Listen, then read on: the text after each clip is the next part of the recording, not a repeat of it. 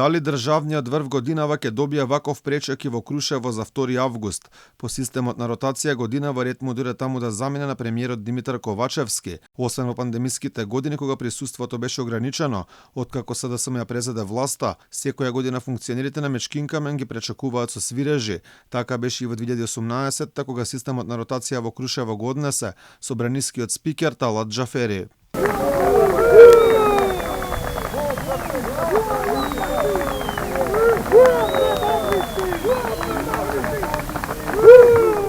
Еден од најголемите македонски празници во својата резиденција Вила Водно ќе го прослави македонскиот председател Стево Пендаровски, кој лани беше во Крушево, но од таму наместо обраќање пред граѓаните испрати само обична видеопорака.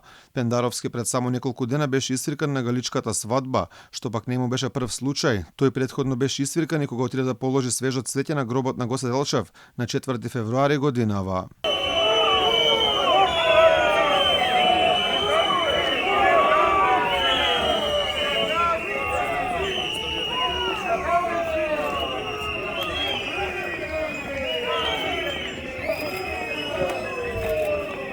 Непријатен пречек од граѓаните на своја кожа на 4 мај пред 2 години при посетата на гробот на Делчев во црквата Свети Спас имаше и Радмила Шекеринска. Таа тогаш не сакаше да даде изјава за медиумите, бидејќи не сакала да ги промовира највачките групи, комити и војводи, кои ги обвини дека биле политички обоени.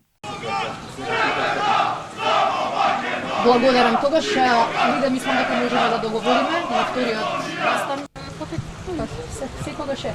Случајно ли е направено да биде видно после изјавата на Мирот? Барем тоа го научивме на Балканот, дека многу често политиката се крие зад навивачките групи и ги злоупотребува. Годинава за 2 август по принципот на ротација во Пелинце ќе замине собранискиот спикер Талат Џафери.